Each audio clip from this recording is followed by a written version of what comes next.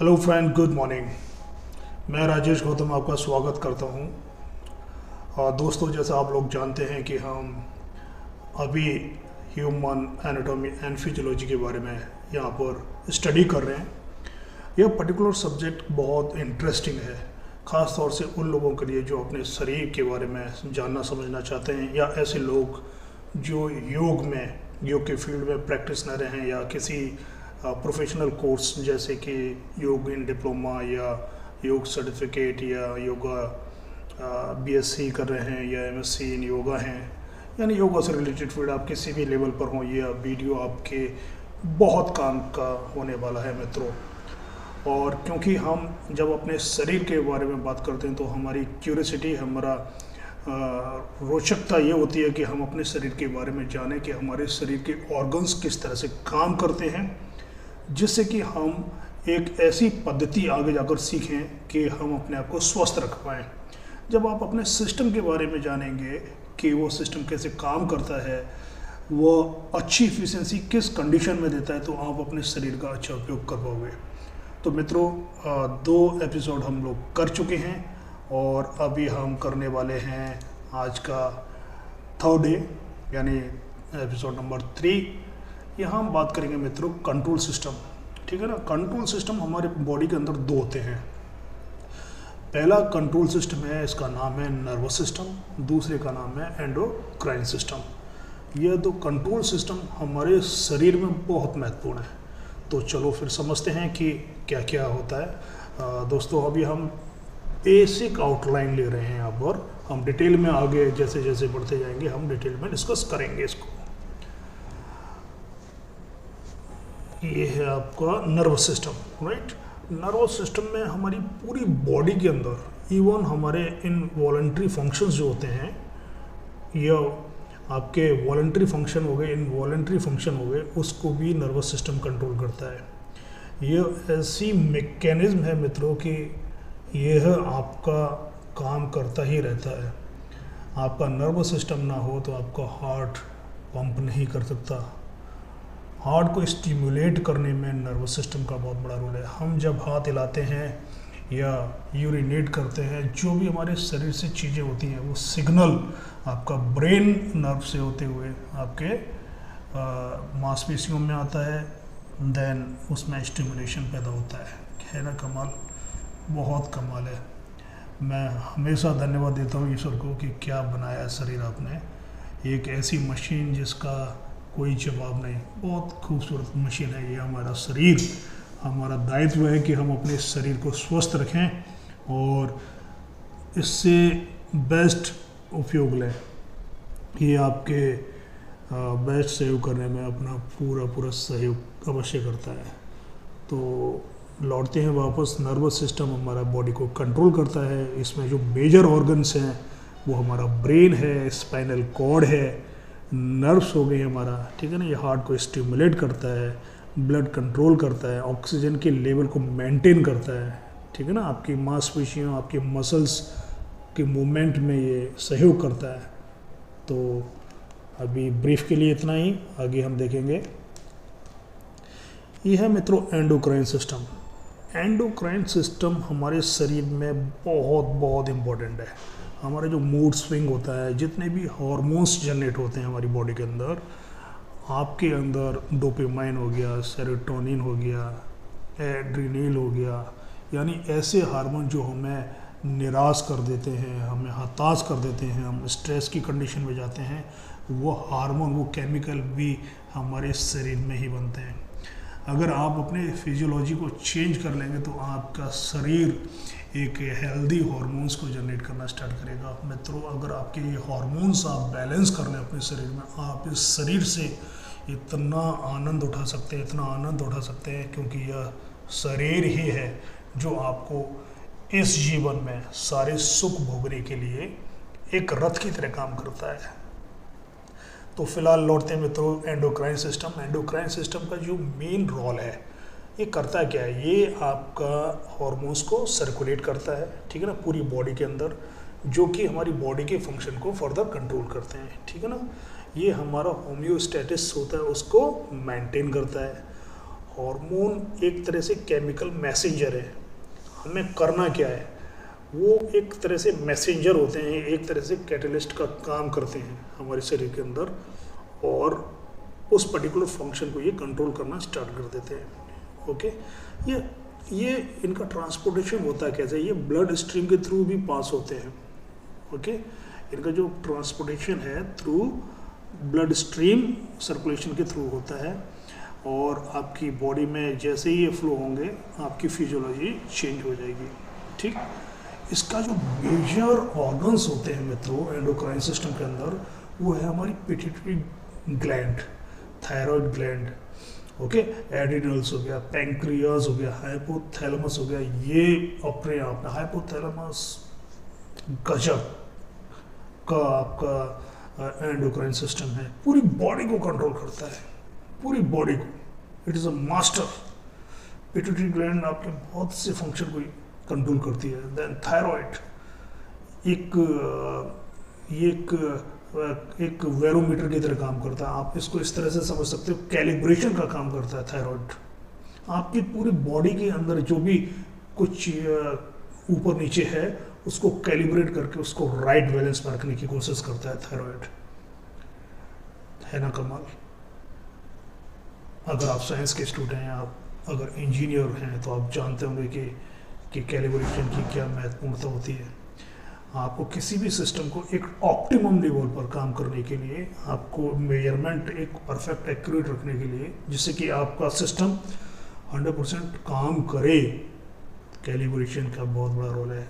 तो दोस्तों, जैसा कि हमारे हार्मोन्स एक मैसेंजर की तरह काम करते हैं, हमारे शरीर के बहुत सारे बॉडी के फंक्शन को डायरेक्टली कंट्रोल करते हैं, ये हमारी फिजियोलॉजी को डायरेक्टली इम्पैक्ट करते हैं। हमारा जो माइंड, हमारी थॉट प्रोसेस है, उसको ये रेगुलेट करते हैं। इवन फिजिकल लेवल पर ये बहुत सारा कुछ कंट्रोल करते हैं। तो हमारे पास कुछ ऐसी विद्या है योग के अंदर, जिससे आप अपने हार्मोन्स को कंट्रोल कर सकते हैं, आप अपने एंडोक्राइन सिस्टम को एक बैलेंस और एक हेल्दी स्टेट में रख सकते हैं। ओके, तो अभी ब्रीफ में यही, आगे हम इसको और डिटेल में बात करेंगे। अभी फ़िलहाल हम आगे बढ़ते हैं। अब दोस्तों आता है, हमारे बॉडी के अंदर दो डिफेंस सिस्टम होते हैं, ठीक है ना। एक डिफेंस सिस्टम का नाम है इम्यून सिस्टम और दूसरा है लिम्फेटिक सिस्टम।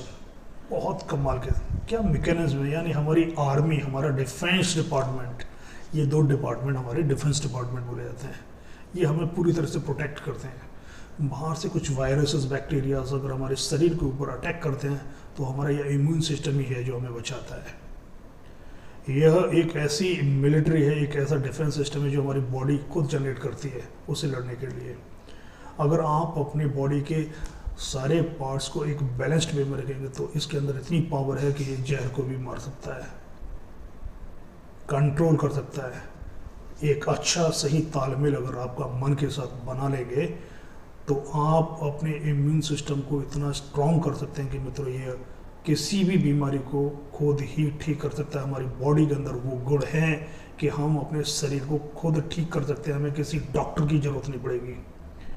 एक अगर हॉलिस्टिक वे में अगर हम अप्रोच करें, मैं उसकी बात नहीं कर रहा हूँ, अगर कोई इमरजेंसी सिचुएशन है तो आप पहले धीरे धीरे करके आप उसको बाहर निकलें, बट आप अपने जो मेथड हैं, यौगिक मेथड हैं, जो आपकी आयुर्वेद से रिलेटेड चीज़ें हैं, आप उसको विश्वास करके करने की कोशिश करेंगे, तो आप पाएंगे कि आपके इम्यून सिस्टम इतना स्ट्रॉन्ग हो सकता है कि आप स्वतः ही स्वस्थ हो सकते हैं। तो फिलहाल बढ़ते हैं अभी आगे, हम देखते हैं कि पहला जो हमारा डिफेंस सिस्टम है, इसका नाम है लिम्फेटिक सिस्टम। लिम्फेटिक सिस्टम हमारे शरीर में दोस्तों बहुत इंपॉर्टेंट है। आप ये इस शरीर के ऊपर ये पिक्चर देख रहे होंगे, एक आपको किस तरह से नज़र आ रहा है कि कुछ कीड़े वगैरह से आपके बॉडी में है, बट ये मित्रों ये ही हमारा लिम्फेटिक सिस्टम है। ये हमारा थाइमस है, ये हमारे लिम्फ नोड हैं, ओके, ये हमारा लिम्फेटिक वैस्कुलेचर हैं, थोरोसिस डक्ट है, स्प्लीन है, ये हमारा बोन मेरो है, यह पूरा आप ये देख रहे हैं, ये आपका लिम्फेटिक सिस्टम है। इसका जो मेजर काम है, it helps to maintain circulatory system as well as housing cell responsible for immunity. हमारी जो सेल्स हैं वो एक इम्यूनिटी को डेवलप करने में बहुत बड़ा रोल अदा करती हैं। आपका जो लिम्फेटिक सिस्टम किससे मिलकर बना होता है? ये हमारा लिम्फेटिक वेजल्स। ओके, वेजल्स क्या होते हैं? जिसमें कुछ चीज़ें स्टोर हो सके। ओके, आपके लिम्फेटिक नोड्स हो गए जिससे कुछ चीज़ें आपकी बाहर निकल सकती हैं। लिम्फॉइड ऑर्गन्स होते हैं हमारे शरीर के अंदर, जैसे स्प्लीन हो गया, बोन मैरो हो गया, that is a lymphoids. The best product from cell, यानी हमारे जो शरीर का जो बेसिक एलिमेंट क्या था दोस्तों, मैंने आपको फर्स्ट एपिसोड में बताया था, हमारे शरीर का बेसिक एलिमेंट है सेल। हमारी सेल के अंदर वो काबिलियत है कि वो अपने आप को रिप्रोड्यूस कर सकती है, अपने आप को अपने जैसा बना सकती है। आपने देखा होगा जब भी हमारे को चोट लगती है या हमारे कटना फटना होता है तो हमारा शरीर खुद रिपेयर करता है। वो क्यों पॉसिबल होता है? जो हमारी डेड सेल हो जाती हैं उसको शरीर का कुछ पर्टिकुलर ऑर्गन्स को खुद ही एब्जॉर्ब कर लेते हैं और नई सेल उसको रिप्लेस कर देती है। मित्रों, है ना कमाल? बहुत अमेजिंग, एक मैजिक की तरह चीज़ें हमारे शरीर में काम कर रही होती है, हमें पता भी नहीं होता। मित्रों, जैसा सेल से जो भी वेस्टेज होता है उसका ड्रेनेज हमारा लिम्फॉइड सिस्टम, हमारा जो लिम्फेटिक सिस्टम है वो करता है। इसी का नाम लिम्फेटिक मैकेनिज्म है। हम आगे इसको डिटेल में पढ़ेंगे। ओके, तो अभी फ़िलहाल आगे बढ़ते हैं क्योंकि अभी हम बेसिक डिस्कस कर रहे हैं। अभी आता है दोस्तों इम्यून सिस्टम। आप अपना इम्यून सिस्टम देखेंगे दोस्तों, हमारी जो नॉस्ट्रिल होती हैं, नेसल पासेस होते हैं, आपके जो आपके देखो नेसल पासेस से आपका म्यूकस मेम्ब्रेन्स होती है इसमें, ठीक है ना। आपके थाइमस के पास में लिम्फेटिक वेजल्स होते हैं, आपके टॉन्सिल्स होते हैं। ओके, आपका थाइमस हो गया, लिम्फ नोड्स हो गए, स्प्लीन हो गया, स्किन हो गया, बोन मैरो हो गया, लिम्फेटिक वेजल्स हो गए। ये कंप्लीटली एक इम्यून सिस्टम का पार्ट है। ओके, ये कंप्लीटली एक इम्यून सिस्टम का पार्ट है जो आपके शरीर की रक्षा के लिए प्रतिरक्षा करता है, यानी रक्षा के लिए सामने आता है। ये हमारी शरीर की मिलिट्री है, डिफेंस सिस्टम है। इम्यून सिस्टम के अंदर मित्रों जो वाइट ब्लड सेल होती हैं इनको ल्यूकोसाइट बोलते हैं। ओके, ल्यूकोसाइट्स आपके लिम्फोइड ऑर्गन्स में स्टोर्ड होती हैं। Bone marrow, thymus, spleen. White blood cell के जो कंपोनेंट्स होते हैं मित्रों वो क्या हैं? Phagocytes, mast cells, eosinophils, natural killer cells होती हैं हमारी। नेचुरल किलर, जैसे मैंने आपको बताया कि किसी वजह से हमारे शरीर की कुछ सेल्स डेड हो जाए तो उस डेड सेल का क्या होगा? उसको भी कंज्यूम करने के लिए हमारी कुछ सेल्स होती हैं जो उसको कंज्यूम करती हैं, राइट। और फिर उसको एज ए वेस्टेज हमारा लिम्फेटिक सिस्टम उसको बाहर निकलता है शरीर से। टाइप ऑफ इम्यूनिटी, इम्यूनिटी के टाइप क्या होते हैं दोस्तों? पहला जो इम्यूनिटी है उसको बोलते हैं इनेट इम्यूनिटी। ये जर्नल रिस्पॉन्स होता है, ये बॉर्न विदिन, यानी हम इसके साथ ही पैदा होते हैं। इनेट इम्यूनिटी के साथ ही हम, कोई भी बच्चा जब भी पैदा होता है इनेट इम्यूनिटी के साथ पैदा होता है, ठीक है। उसके बाद फिर इम्यूनिटी हम एक्वायर्ड करते हैं जब हम जन्म ले लेते हैं, जब हम इन्वायरमेंट में डायरेक्टली कांटेक्ट में आते हैं तब हमारी एक्वायर्ड इम्यूनिटी स्टार्ट होती है। बिकॉज कि फिर हम डायरेक्टली एक्सपोजर में आते हैं, जो हमारे इन्वायरमेंट में वायरसेस हो गया, बैक्टीरिया हो गया, उसको काउंटर करने के लिए, उसको बैलेंस करने के लिए हमारा शरीर एक एक्वायर्ड इम्यूनिटी डेवलप करता है, ठीक है। देन फिर आपकी जो तीसरा इम्यूनिटी सिस्टम होता है उसको हम दोस्तों पैसिव इम्यूनिटी बोलते हैं। जब बच्चा बूम में होता है उस समय पैसिव इम्यूनिटी काम करती है मदर, ठीक है ना। ये हमें माँ से मिलती है, मदर से मिलती है। तो फिलहाल के लिए इम्यूनिटी सिस्टम के अंदर हम यही पढ़ेंगे आगे, क्योंकि अभी तक हमने सब कुछ एक ब्रीफ जनरल डिस्कशन के बारे में बात की है, ठीक है ना। आखिरी में आता है दोस्तों हमारा जो परपेचुएटिंग सिस्टम जो हम पढ़ेंगे, अभी यहाँ पर हम ब्रीफ में थोड़ा डिस्कस करें। परपेचुएटिंग सिस्टम एक्चुअली होता क्या है? Perpetuating system basically it is a reproductive system. हम मैन एंड वीमेन के रिप्रोडक्टिव ऑर्गन्स के बारे में जानना समझना चाहेंगे। इनके फंक्शन कैसे होते हैं, इनका रोल क्या है। जनरल अवेयरनेस तो सब में होती है, बट इसके कुछ और भी पहलू होते हैं। अगर व्यक्ति उनको अच्छी तरह से समझ सकता है तो वो बहुत कुछ अपनी लाइफ में बैलेंस कर सकता है through this information, because this is very hidden organ.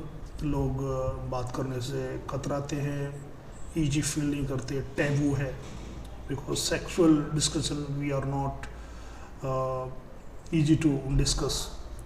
But समय बदल रहा है मित्रों, सभी चाहे औरत हो या मर्द हो उनको अपने ऑर्गन्स के बारे में पता होना चाहिए और उनको कैसे स्वस्थ रख सकते हैं, कैसे उनसे ऑप्टिमम लेवल पर काम ले सकते हैं, ये अवश्य पता होना चाहिए।